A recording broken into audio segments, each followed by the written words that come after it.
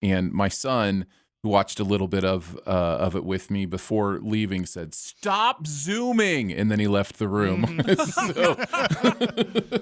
Welcome to Recotopia, a happy home for recommended movies, TV shows, music, video games, foodstuffs, and more from three people you can definitely trust. Trustability varies by region, no guarantees implied.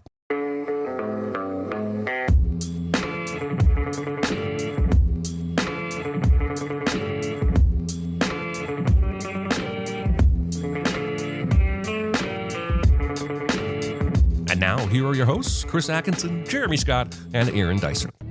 What? What in the hell was that? That was 10 million pounds of train, Mr. Galvin. And this is the sound of me saving your ass. Hello, everybody. It's Recotopia, episode 154. My name is Chris Atkinson, joined by Aaron Dicer. Howdy ho, conductorinos. And we're also joined by Jeremy Scott. Hello, everybody. No, he is not related to the director of today's Big Recommend, Tony Scott's Unstoppable. Once again, we'd like to welcome chat who have come out here to watch us talk about movies here on a Tuesday. Appreciate you very much.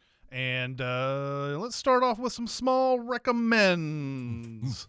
It's no big deal. Itty bitty living space. It's so small and light. It's small, it's tiny, it's petite, it's wee. Jeremy, take us away. I saw a movie 2 days ago that I had seen the trailer for back in the summer and completely forgot about. For a 2024 movie called Greedy People, starring Joseph Gordon-Levitt and Hamish Patel. There's a lot of people in this. Lily James, Joey Lauren Adams, Simon Rex, Jim Gaffigan, Tim Blake Nelson. Wow. This is, I'm going to tell you right now, it's not great, but I had fun with it. It's a 60% on Rotten Tomatoes, a 6.2 on IMDb, and I would call this a wannabe Elmore Leonard type of story. Very Elmore Leonard-ish, a little more comedic. But basically, Hamish Patel plays a police officer who moves to an island community called Providence, not the Rhode Island community, but it's a tiny, tiny island town. And he's introduced to his new partner, which is Joseph Gordon-Levitt. I'm going to tell you the setup because I don't think you'll even try to watch this if I don't tell you a little bit. And I enjoy Joseph Gordon-Levitt the most in this movie. He's playing completely against his normal type. He's a complete dirtbag. In this movie, and he goes to have sex with his girlfriend because there's no crime in this town. He doesn't really need to do police. And so his new partner, Hamish Patel, ends up responding to a call on his own, shoots his gun at a movement he doesn't expect, and the homeowner woman that he shoots at attacks him for having shot at him, and he kills her in self-defense. This is his first day on the job. So Joseph Gordon-Levitt shows up, and they're freaking out until they find $1 million in cash. And that's all I'm going to say, except that there are a dozen people connected to this caper. Who done it? Who didn't do it? Many of them die in shocking fashion. There's one scene in particular, one character is watching from afar and sees 3 characters killed in a span of about 10 seconds, and he's smiling because it's so fucking crazy. So yeah, it's one of those movies where I was definitely hooked by Joseph Gordon-Levitt, and then I stuck around because I wanted to see where the movie was going to go, and I was ultimately kind of impressed the movie had the balls to go where it went. So there you go. Okay. It's on I don't Stars think I've even if heard you'd like of to this. watch it. Yeah, it only made $150,000, so I don't think many people heard of this. Yeah. No, I was looking yesterday. I was going to see if I could check it out, but I don't have Stars, so I wasn't able to. But it looks interesting. I'll have to see if I can get around to seeing it. Yeah, I had a good Get time on my with list. it. It's not perfect, but I had a good time with it. Nice. Aaron, what do you got for us? I finally got around to seeing a movie I've been wanting to see for a while, but it just popped up on Netflix recently. And I think it came out into 2023. It is called The First Slam Dunk.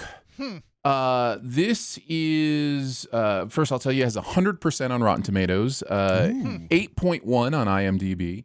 And it is just for someone who loves the sport of basketball, this is a no-brainer. This movie understands the game of basketball, the sport, better than almost any other basketball movie I've seen this side of Hoosiers.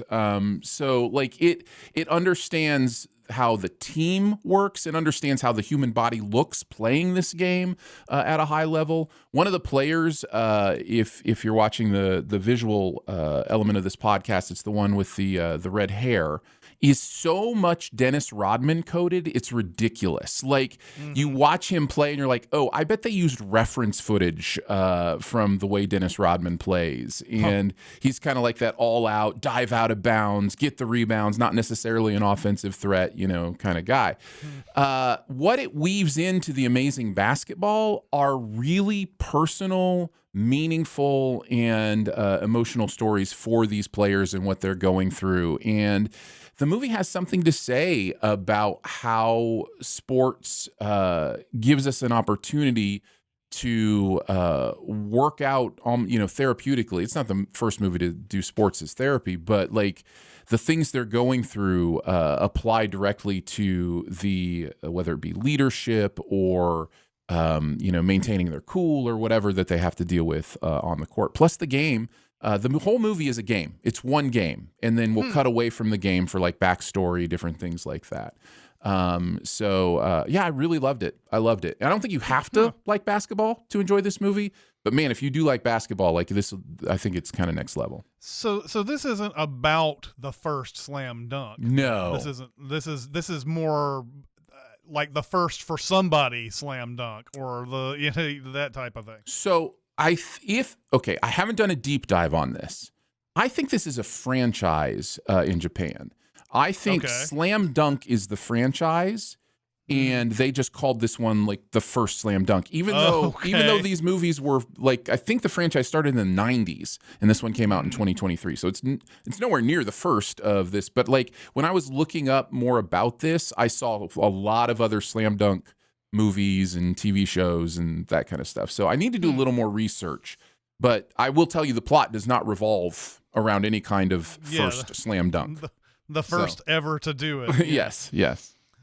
Okay. Well, I will definitely have to check that out and also do research on it because that's fascinating that it's had multiple movies. Yeah. That are like this. And I like a movie that knows its sport because it's so obvious when they don't, or they had to cut corners or something like that. So, last week, Gene Hackman died, and that was probably one of my favorite actors of all time. That's not anything that's special to a lot of people, but talk about one that definitely hurts. Gene Hackman dying was one of them, and there's been I've gone off on several Gene Hackman riffs in my time because he's got so many good ones and everything. One of the movies I had not seen of his, it was hard for me to get, but I finally got a Blu-ray of Scarecrow. It came out in 1973.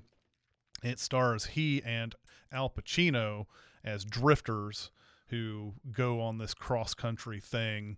Gene Hackman has a lot of big ideas about starting a car wash with Al Pacino. They're strangers at first, but then Pacino sort of wins him over with his humor and everything.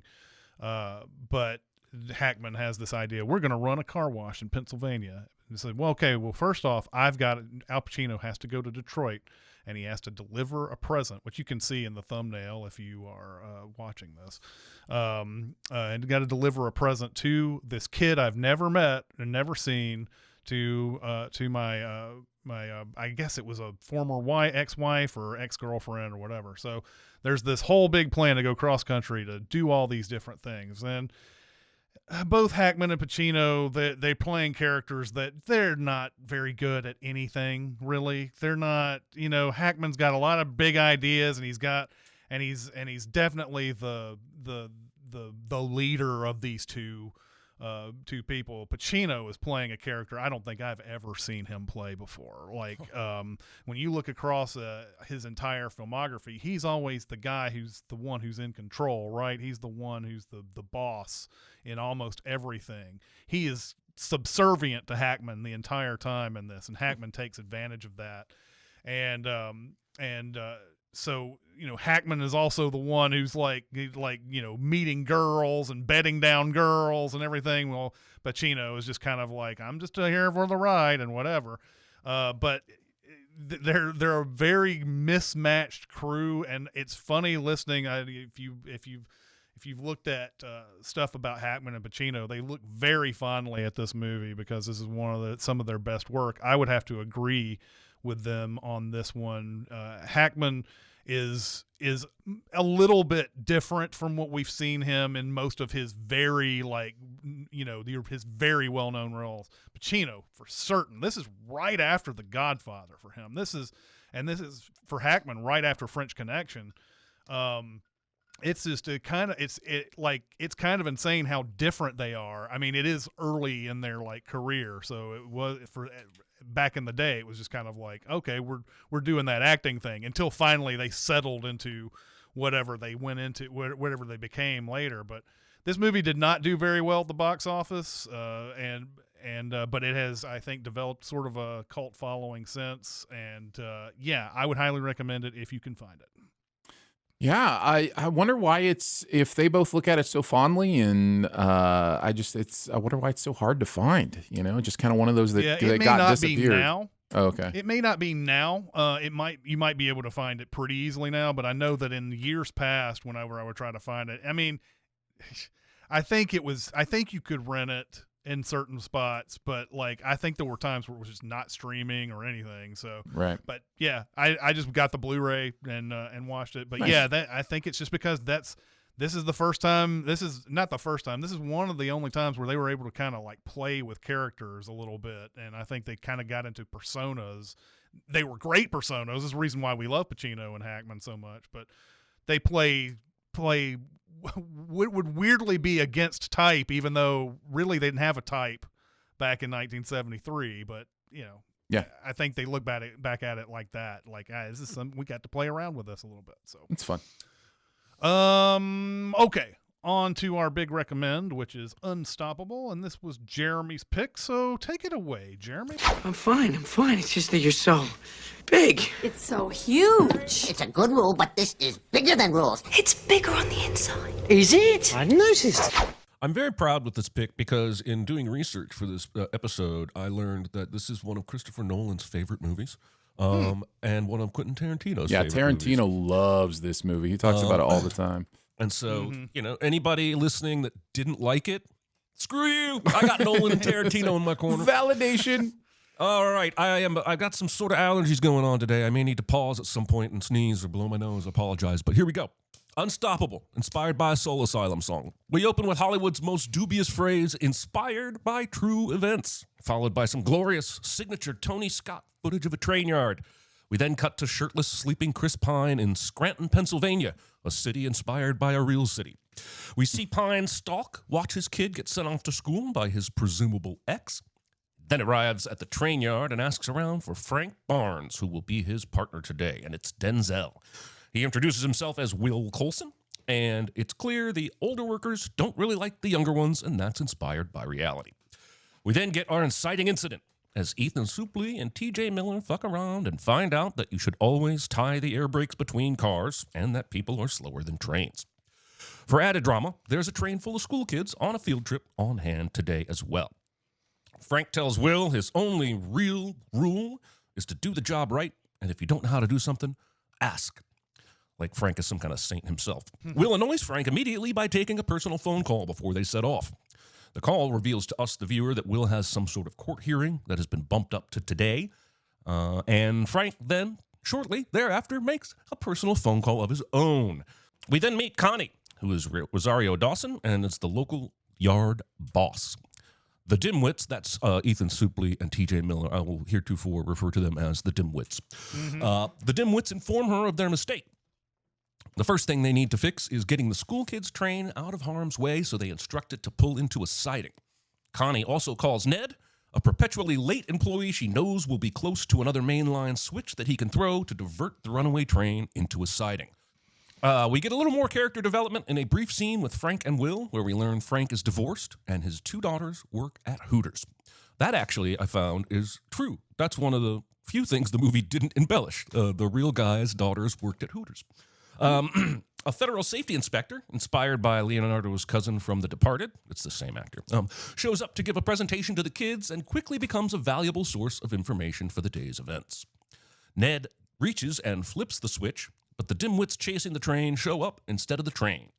The train is going faster than anyone realized. The dimwits carry on chasing the train on the tracks in a specialized truck vehicle, while Ned is sent to follow the main line in his truck on the roads and get eyes on the runaway train. The dimwits catch up to the runaway train and attempt a daring maneuver better suited for non-dimwit type people, as one attempts to almost jump from the truck to the train at high speed, but is unable to do it before they smash into a light. Frank uses a mistake Will makes, putting too many cars on their train to tear into Will's inexperience.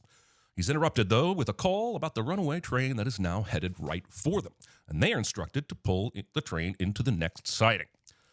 Now the news has picked up the story about the runaway train and absolutely puts Ethan Suplee's character on blast by showing his photo and saying he's the one employee responsible. God damn. I do not think that's how this would be reported. We also meet Kevin Dunn's Galvin character. I love Kevin Dunn so much. As an aside, I'm never, ever anything but happy to see Kevin Dunn show up. He's kind of a CE something of the train company. He's not the muckety-muck highest boss. That guy's golfing, but he's the director of something. He's important. He doesn't want to derail the train, and he's pretty rude to Connie.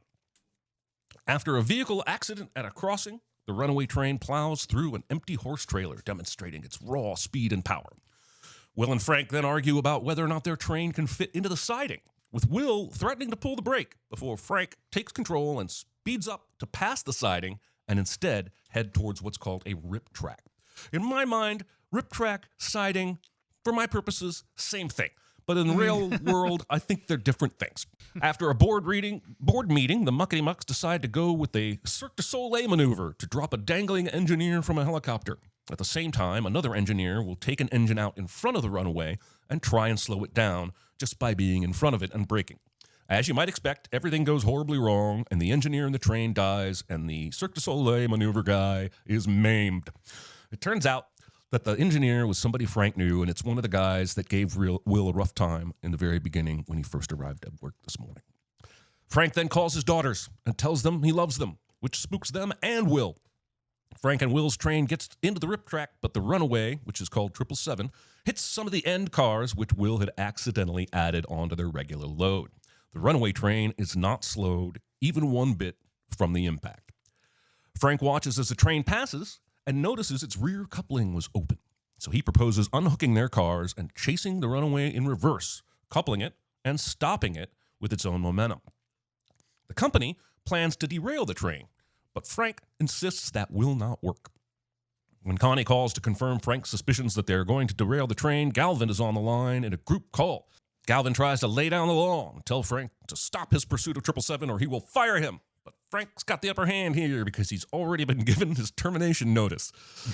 Will hops on to concur with Frank's decision, joke about not caring if he gets fired, and then Frank imitates a static breakup ending their radio signal. That will never not be funny to me, by the way. That's one movie gag that will always get me is that acting, bring it up. As an aside, this is a good time to point out that the helicopters in this movie are constantly flying too close to each other, and it makes me anxious. And when you consider that a lot of the shots of those too close choppers were being shot by a separate helicopter, it's even worse. While they chase 777, Will finally tells Frank and us about his situation. He had come home and found his wife texting someone. She wouldn't say who. He asked to see the phone. She said no, but he grabbed the phone, didn't hit her, but scared her. The movie is intentionally vague about this because it wants you to really like Will. Turns out that guy was a cop, and Will went to confront him. The guy claimed they were only friends. Will pulls a gun on him, and honestly, I think Will probably deserves some of the punishment here. He is completely in the wrong and went way over the top. Anyway, the portable derailer does in fact fail as Frank predicted. And it's worth pointing out that none of the cops and firefighters on the scene had masks or hazmat suits, even though they were intentionally trying to derail the train with known toxic chemicals on it. And earlier in the movie, they even specifically asked for hazmat gear. Anyway, at this point, Frank and Will are the only hope to stave off a huge disaster. The safety expert gets on the mic and explains to Frank that once he couples with the runaway, he needs to alternate acceleration with dynamic braking rather than just gunning it. And it's not the movie's fault, but alternating acceleration with dynamic braking perfectly describes my college sex life. And I'm crying foul on any news station being able to learn about Frank's train and 3 minutes later have an on-screen graphic showing how they intend to catch up with it in these rendered animations and shit. But they do have that, and it's cool, and it helps the audience watching the movie understand. Will volunteers to go out to the back of the engine and use hand signals and radio to help Frank know when and how to couple the thing. The first attempt doesn't work, and the grain car on the runaway train breaks a seal, complicating visibility. The second attempt works, but it's a movie, so it doesn't work completely.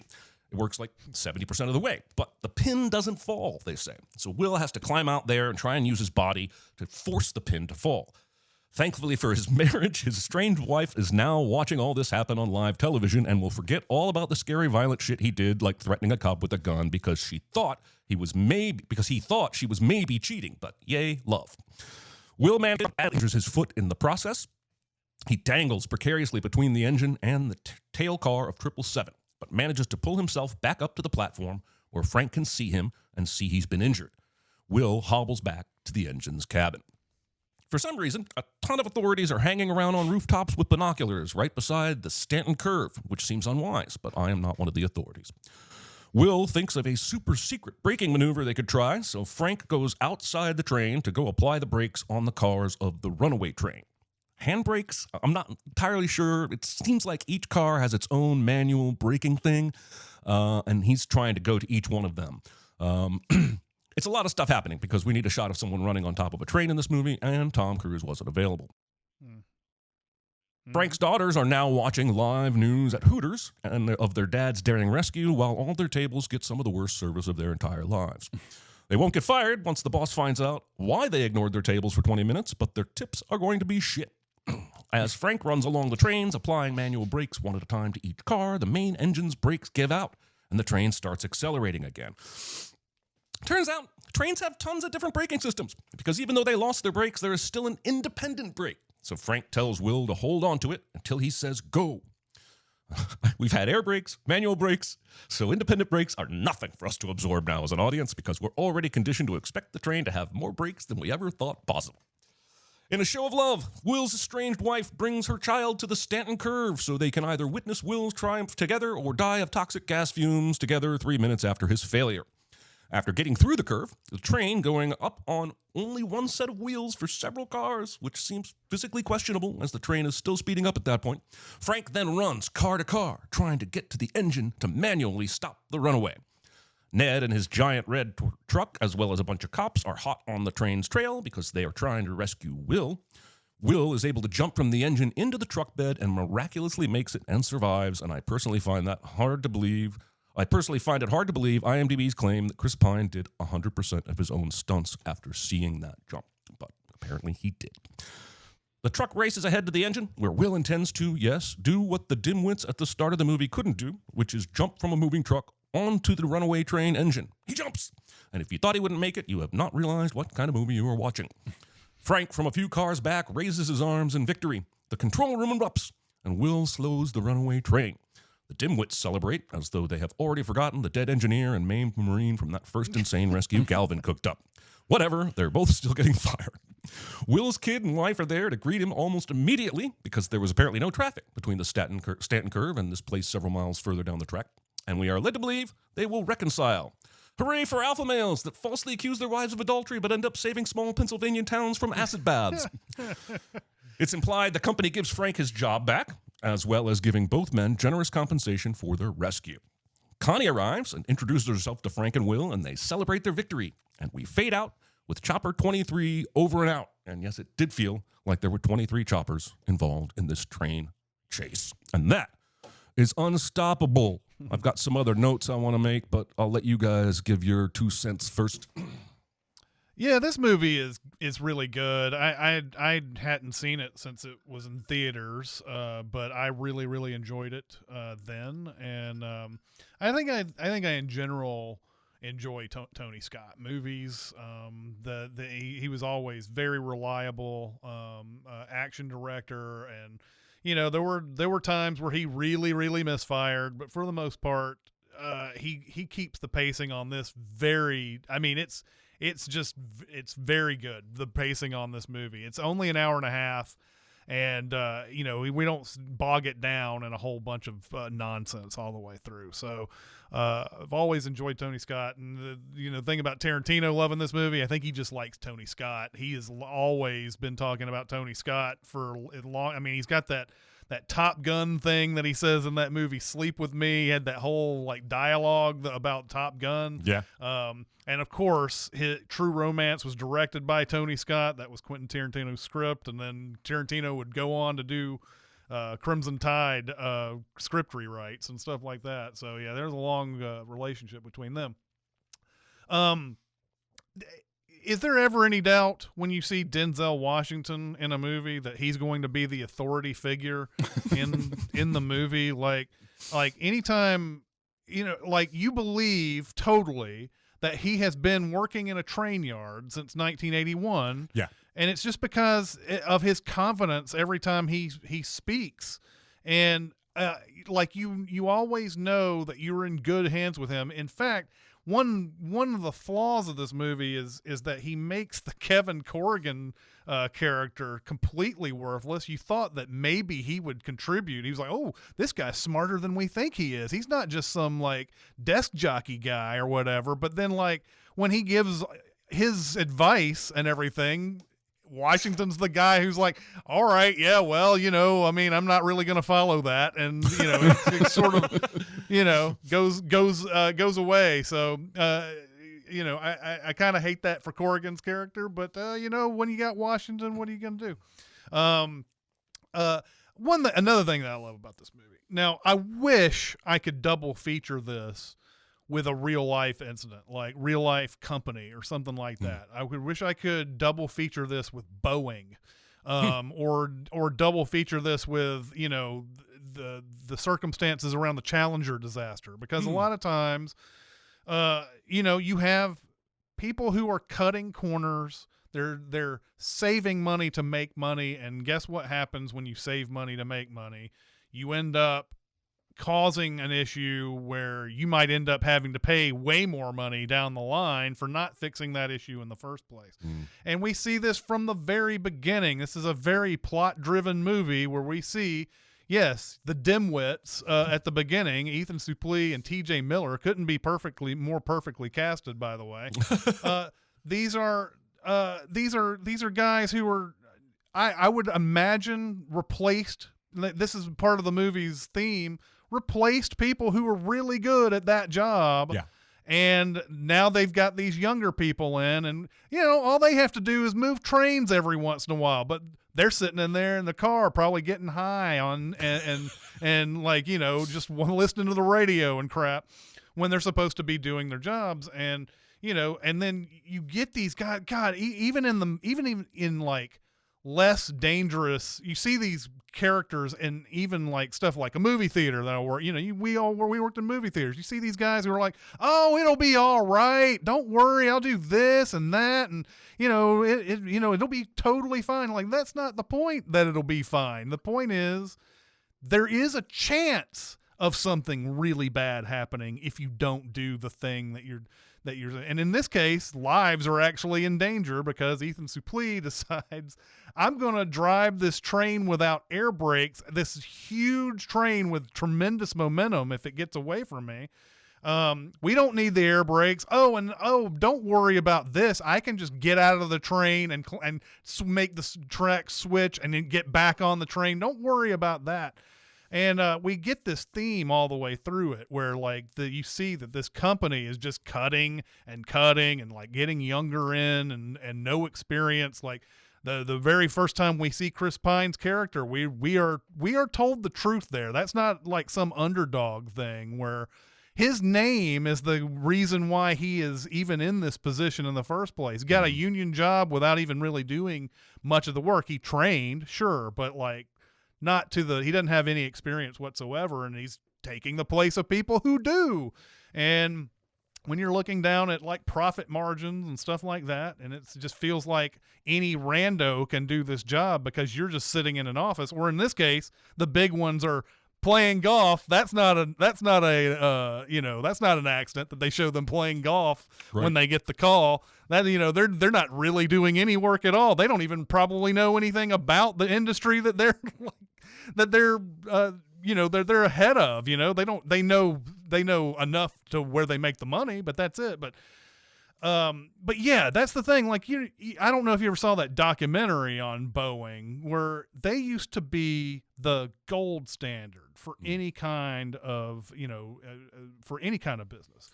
And they didn't cheap out on safety or anything like that. They didn't cheap out on, they made sure everything was right about that. And then when they got sold, everything was about profit at that point. And just like that, we don't need safety inspectors, this many safety inspectors, or this many this or that or whatever. And guess what? Boeing has now got a shit reputation.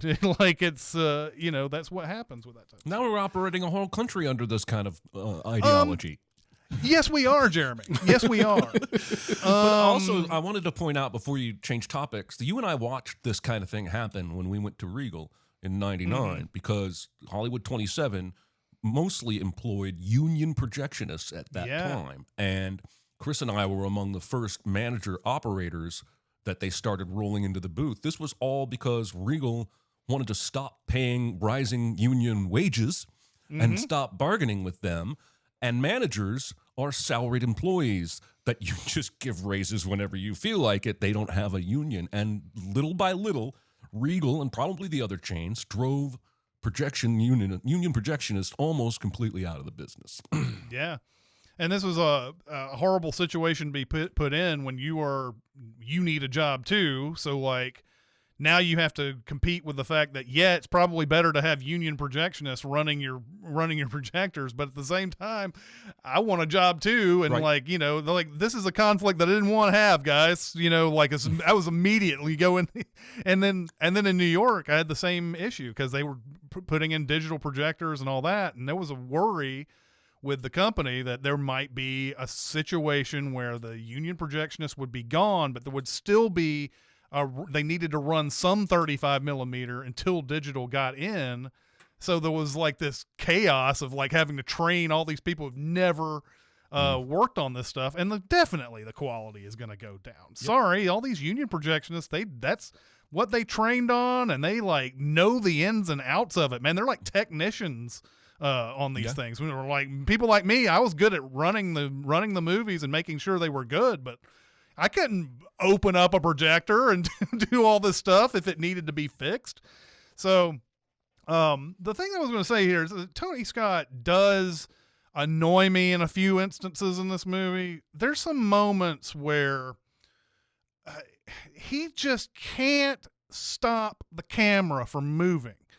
And he just keeps I think we get the point that the scene is exciting and that it's tense and all of that, but we don't need every single shot to be one of these like goes around the character as they speak type of thing. This is actually something that you see in a lot of amateur hour type of things where like people are like, we're going to make this look exciting, so we're going to have this rotating shot going around and around and around and all that. And like, he doesn't do that to that level too much, but like the camera moving on just somebody talking happens so often in this. And I'm like, just a little bit notched down, please. Just, we don't need it every single shot, man. And also, I think the people who are dumb in this movie are way too dumb at times.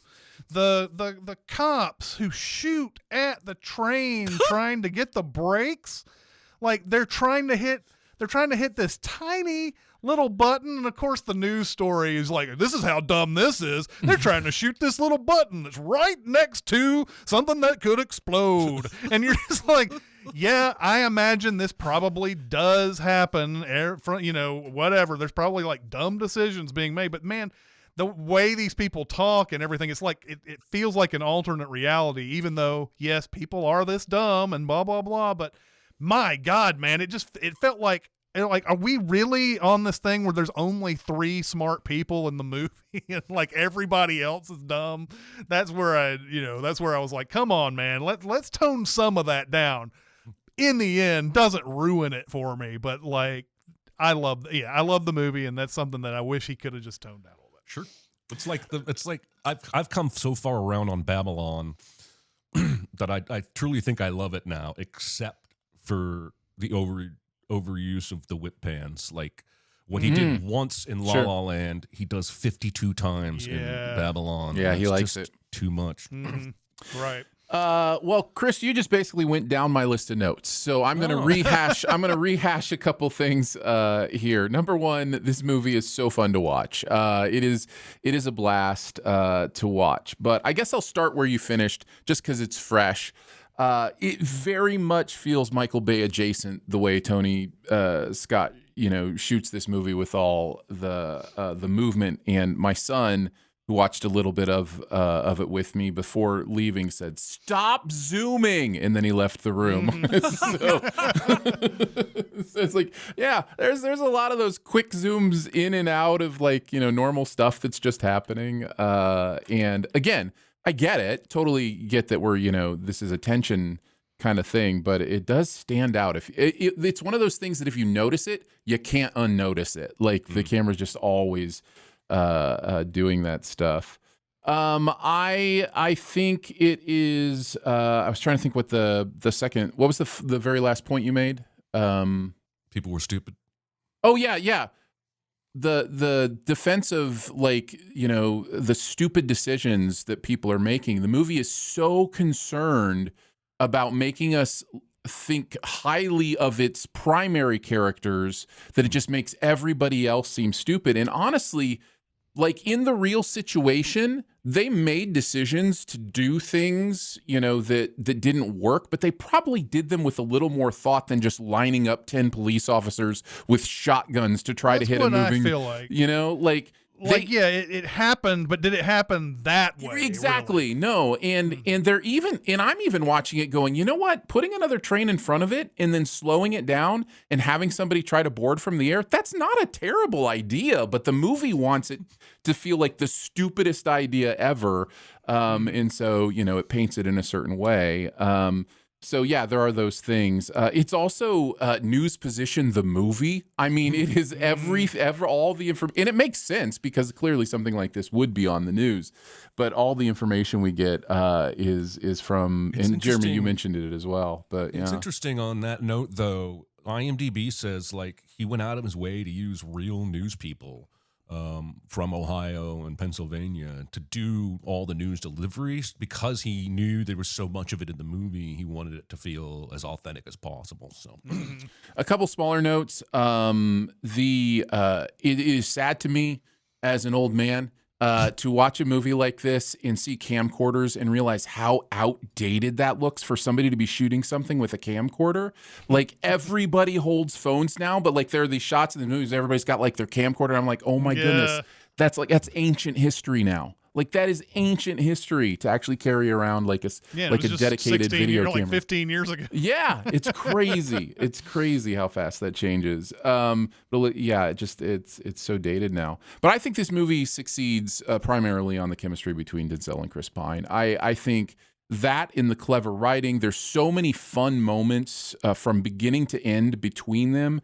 The camaraderie they develop through the movie. I think the linchpin scene of that, I don't actually literally mean the linchpin scene that is in the movie with the trains. I mean the linchpin of that thing with them is the moment where Denzel first says, "You already fired me," which is a great scene. And then Chris Pine jumps on with him and is like, "Oh, it's too bad. I was really starting to like this job," or whatever he says there. That's where that connects. And then from then on, it's just like they are on the same page trying to do this thing together. I think it's great all the way to the end where it's like, which one of you do I kiss first? And Denzel's like, "Oh, that would be me." Yeah, like all that stuff is just really fun, and I just love it. It's a good hang. This movie's a good hang. It's fun to watch. It is exciting. So yeah, I had a good time with it. Speaking of that kiss, IMDb says if you watch that scene, Rosario Dawson kisses Denzel on the cheek and then backs away and gives like this smile of awe because she just was caught up in the moment and couldn't believe she was kissing Denzel, and she wanted to do another take, but Tony Scott really liked it and kept it in the movie. But she was embarrassed by the fact that she had gotten so giddy at kissing Denzel's cheek. I noticed that. Yeah, there was a genuine reaction. It almost made me feel like maybe it was improvised. I don't think it was, but like it was. But that moment just felt so real. I guess I also wanted to say I'm an Ethan Suplee guy. I loved him in My Name is Earl and have just been following him. And if you don't know this about him, he's like jacked now. Like he got in like, super shape and like does weightlifting. Weird that I made a Babylon reference because he's in that movie.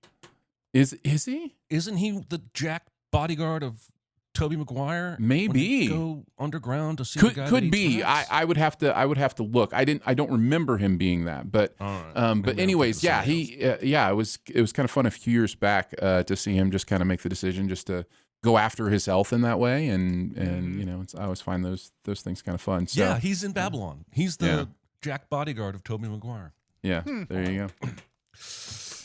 He's had a long career, man. He's been around forever. Yeah, Suplee, he was kind of a child actor, wasn't he? Like he grew up acting.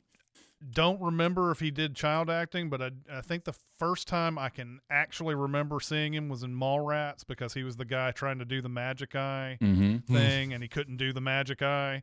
And then he's in American History X as just an awful racist guy, but like he's great in that movie. But yeah, he's had a long. I bet he has over 100 and something credits. Yeah, he's one of my favorite that guys. Like you just see him and you're just like, oh, it's that guy. So yeah, definitely. You were gonna say something, Jeremy? Sure. I didn't know. I thought you were about to say something. I was gonna say he's in Remember the Titans, right? Yes. Yeah. With Denzel. Yeah, he's had a good career. I like that guy. I also wanted to point out, because I don't think any of us has said it yet, that really is Denzel running on top of that train. Really? They put him in a wire harness, but Tony Scott couldn't believe he got him to do it because apparently Denzel is afraid of heights. And I love learning humanizing things like that about A-list stars. Like Denzel Washington, of all people, shares my fear of heights. But they actually got him up on that train to do that stunt. I thought that was pretty awesome. And after reading the chat, apparently that fuel line thing was as dumb as it was in the movie. So, well, there you go. Well, there you go. I'm just saying it feels like everybody is that dumb. Like everybody is that dumb in the movie. There's nobody else smart except Denzel and maybe Rosario Dawson. Yeah, and I had the same feeling. So it feels weird when they can't teamwork this one together. It's got to be Denzel, like, I got to use my experience, and then it's and of course that's what saves the day. And Chris Pine is able to do some things with his youth and all of that. But anyway, so yeah, apparently was that dumb, and people are that dumb, and I'm sorry I ever mentioned it. Let's see. Let's go on to our super secret double feature. Be very, very quiet. Secret? What secret? Our dirty little secret. I tell you something I've never told anyone. All right, I'll start us off here. I was trying to come up with an unconventional one. It's something that was kind of like, corporate cutting corners type of thing. There's a lot of those type of movies. In the end, I think I'm going to go with an easy one here. There are actually two really easy ones, but I'll go with just one and not say anything else beyond that. But the remake of Taking of Pelham 1, 2, 3 with Tony Scott directing and Denzel Washington, that's back-to-back train movies. Obviously, the train isn't really the biggest drama of the Taking of Pelham 1, 2, 3. It's not nearly as good as the original either, but I think it's a really good double feature with these two, and they actually came out back to back too. Taking a Pelham came out in 2009, Unstoppable in 2010. So I think that's a good one. I have some other ones, but I'm going to let Aaron go with his. Well, I thought there were two obvious ones, and I took the other obvious one. I also thought of Taking of Pelham as one, and then I went with Speed, which I think is the other no-brainer. Speed just feels like a cousin to this movie. Like, it just, like, two people trying to figure it out together, trying to stop a runaway vehicle. In one case, they just need to stop it. In the other case, they can't stop it. So it's kind of the inverse a little bit, but yeah, and helicopters and all sorts of things. So there you go. Yeah, that's such an apropos double feature that I have a friend of mine who calls Unstoppable Speed Train is what he calls that movie. So Yes. I see a couple in there. The 1970 airport. Apollo 13 is a good one, I think. The only thing about Apollo 13 that I would say is so dramatically different from this is that, like, there's smart people doing a team job on Apollo 13, whereas this one just feels like it's the heroes who are there, the Denzels of the world are the only ones who can save this. Mm-hmm. And like and Apollo 13's failures didn't happen because people were being stupid at their job or anything like that. It was something that they just didn't realize at the time, stuff that happened with the spacecraft and everything, whereas this was just because somebody was a dumbass at their job and just wanted to be lazy and everything. So The others that I considered were Deepwater Horizon. Feels a lot like this movie. And then I briefly considered Bullet Train as well, as a double feature with this. Deepwater Horizon definitely has that corporate people forcing things that creates a disaster. Yeah. Good call. Okay, what is next week's homework? Aaron's pick this time. So what are we going to do this time, Aaron? All right, so I've been trying to math my way to my choices, trying to find similarities between the two movies you picked. I'm picking another one. So this time we're going with making stupid decisions that hurtle you towards possible danger, with The Informant and Unstoppable. And so my choice in that category is Jurassic Park. And look at this. It's a classic.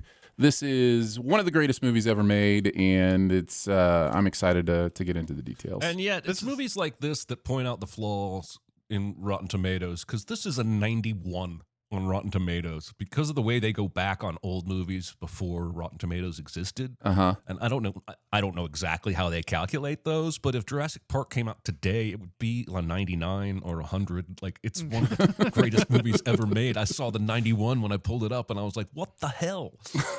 Yeah. And and this would be like a decent double feature with Unstoppable. Right? It's Yeah. A lot of like corporate decisions being made there, where like let's cut some corners. What's the harm that could happen? We're cutting some corners with who we hire and what we're gonna do about keeping them fenced in and all of that. So yeah, it totally makes. I watched. Go ahead. Good. I was to say I watched this last week, and if I'd known you were going to pick it, I would have taken notes. But now I have to watch it again. So thanks. You're welcome. I have not seen this in a long time, but this is I've seen it probably a good 20 times over the years, and this was an early early movie theater movie for me. I started when Last Action Hero opened. The week before Jurassic Park opened, and so I got to see a lot of that movie's box office craziness happen right before my eyes.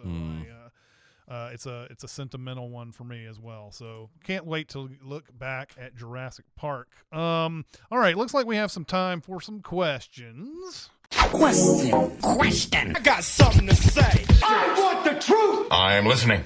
And let's see what we got here in the old mailbag. In the movie There Will Be Blood, one of my favorite scenes is the oil rig fire. Besides being shot and scored beautifully, the scene is in the entire movie in one scene. The son is losing his hearing, Daniel only cares about money and power, and Eli knows Daniel isn't going anywhere. What other movies have the entire plot in one scene? Jeremy. All right.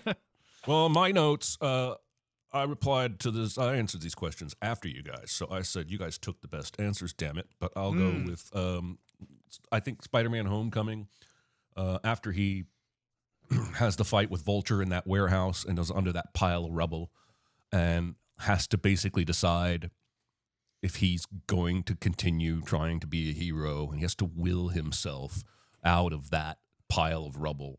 And he does. It's a great scene in and of itself, but I think it sort of encapsulates his journey for the whole movie. So that was my answer. I think it's a good one. I picked the Roma ice cream scene. Now, Roma is one of those movies where you could actually probably pick several scenes for this, because the whole movie does such a great job of encapsulating what it's about and its themes in almost every frame. And in this case, we're dealing, with humans in the foreground and background having completely opposite experiences, joy and pain. The pain is trying to, salve with, finding joy in the ice cream. And then there's also like a dog pooping, over, in a corner somewhere too. Like that is Roma, is just like this humanity, this life, this messiness, this grossness, this beauty all exists in the same place. And I think that scene encapsulates it really, really well. So, yeah.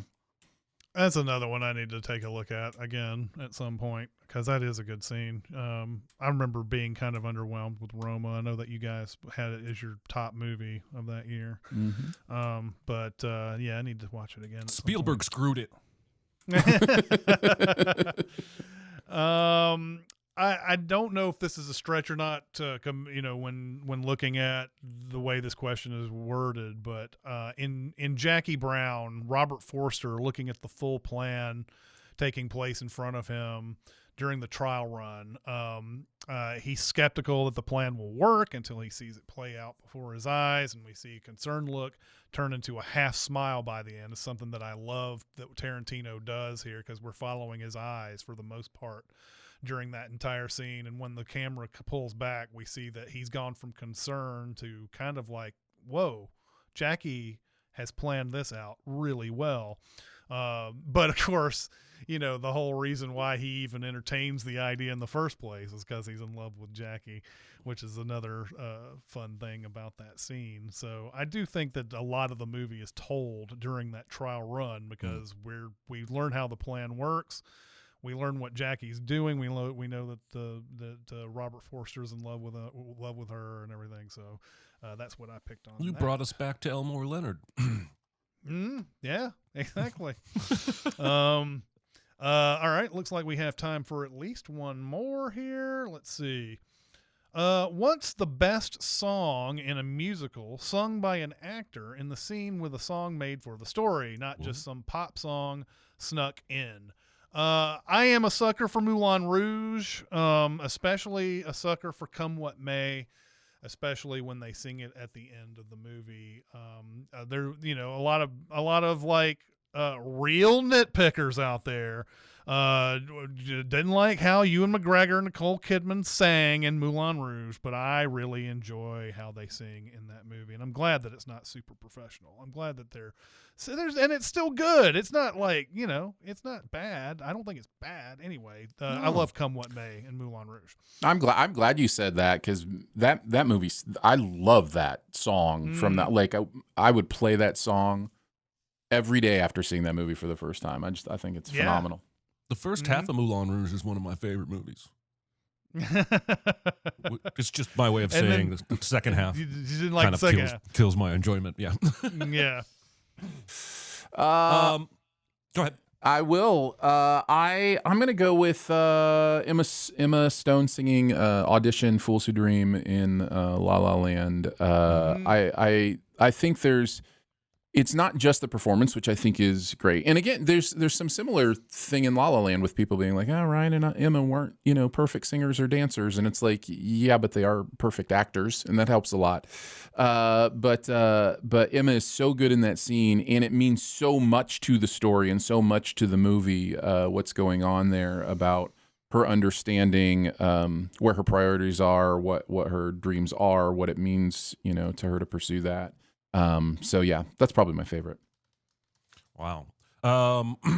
So I think I'm agreeing with the chat maybe. I don't remember the name of the song, but the Anne Hathaway, I think, overdid her Oscar acceptance speech just a little bit, but she did slay that song in Les Mis, which I had to watch.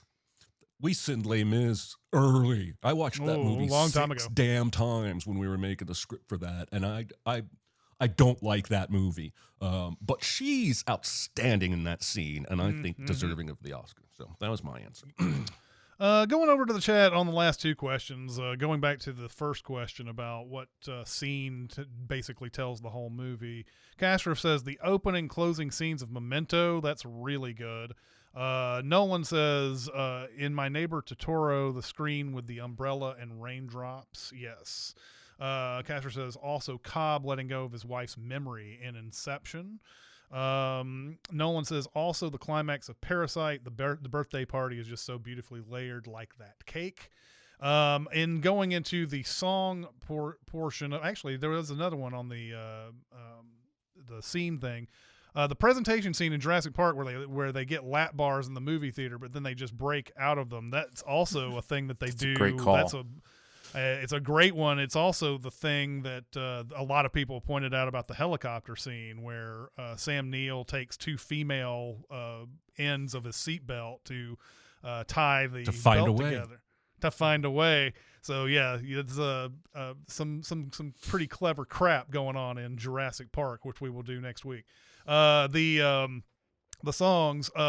Castro says Chicago, they both reach for the gun. Yeah, and I love that number so much. I love how they staged that and everything. It's so good.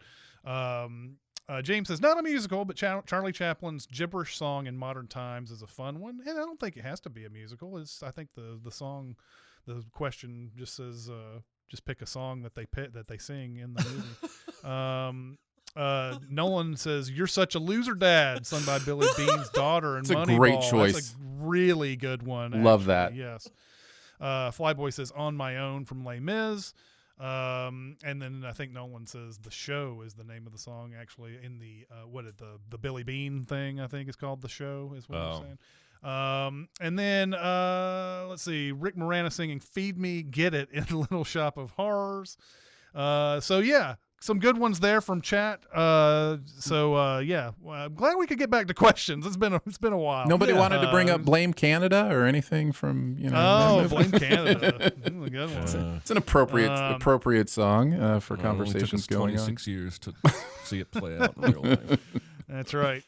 All right, that's going to do it for this week. Once again, thank you, chat, for coming out and watching us today. We appreciate you very much. Next week is Jurassic Park. Can't wait to deep dive that one. Haven't really ever deep dove it before, so I'm looking forward to that. But that's going to do it for this week. We will see you next time. See Bye, you guys. Bye. Be a part of the live show by being a member of the Sin Club at Patreon at patreon.com/cinemasins. Chat with us on the Cinemasins Discord at discord.gg/cinemasins or Cinemasins Twitter at Cinemasins, and email any comments or questions to Recotopia at cinemasins.com. That's RECOTOPIA at cinemasins.com.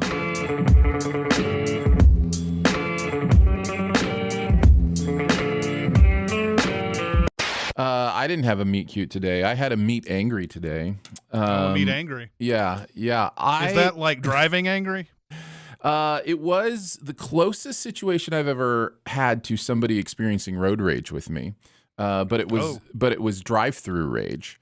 And so I had to take something to my wife. My wife forgot her badge today, and so I had to run that into town. I was like, I'm going to grab my favorite breakfast burrito of all time while I'm here, since I'm in town, which is the Chick-fil-A breakfast burrito that has chicken in it. It's a chicken breakfast burrito. It's one of the most incredible things I've ever had. Anyway, so I grabbed one of those, go through the drive-through, and I'm pulling through. I'm following the car in front of me. Well, I'm at that point where you're just beyond the, talkie-talkie thing where you do your order. And another guy pulls into the second lane, comes around, and then when the line moves, like darts in front of me, and I'm already moving, and I was afraid he was going to like hit me. Like I'm continuing to follow the car, and he's like, no, my turn, and just kind of zooms in. So I honked my horn, just a little bit of like, hey, beep, like I'm, trying to get in here. And he kept going. So I, hit my brakes, let him, he almost had to climb the curb, like to go around me. Oh, geez. And get in line. So he gets in line. Go ahead, Chris. What were you going to say? Well, it's just it's an easy thing. I mean, the 2 drive-through thing is an easy thing to figure out. Like they go to alternate ones when they do the thing. So like you hear that person over there gets done, you're behind that person. Or they'll tell you, be behind the car that just came, like the white Corolla or whatever. They always do that. But yet there's still people out there who are like, nah, it's all for me. I'm going to be the first, So this is all wonderful stuff that you're saying because it plays into what happens next. What happens next is after he pulls in front of me, the line stops a little bit. He puts it in park. He gets out of his vehicle and comes to my window. Now, I'm faced with a choice here, right? Like, do I just wave him back to his car? Do I just, crack my window and just hear what he has to say? I'm too curious. I want to know what this person is going to say to me. He didn't look he looked like a kid. Like he was probably, of course, everybody looks like a kid to me. Honestly, I'm old now. Like, 30-year-olds look like children to me. I don't understand how this works. But so I cracked my window and he looks at me and he goes, at Chick-fil-A, they alternate the lanes.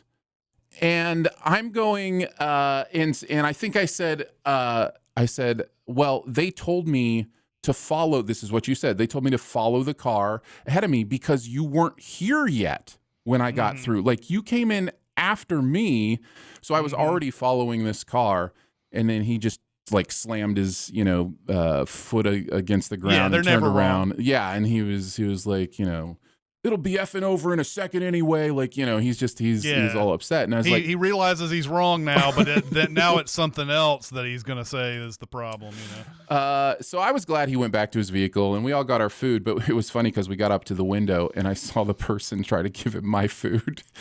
And he was like, actually, not that one. And they had to find his food because I was next. It was supposed to be me. Validation. Yeah. I had something.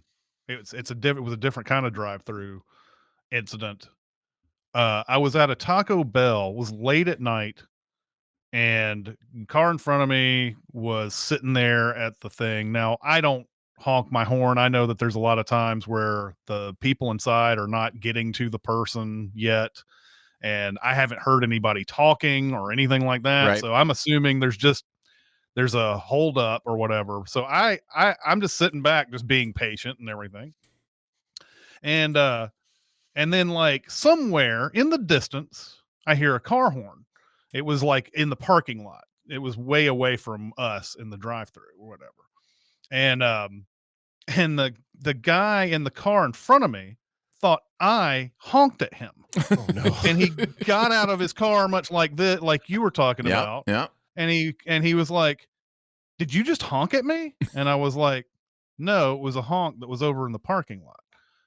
And he's like, "Oh, okay," because I was about to say, and like, there's nothing like someone taking an incident that is there. I'm not in the wrong, and then saying I was about to say that makes an incident almost a fight for no reason, because then I'm like, you were going to say what, motherfucker? Because and honking the horn is it's such an ineloquent way to communicate with other drivers. Like I try to, like in the case this morning, I honked it because I wanted him to know he was about to hit me. Like, I didn't want to get in an accident.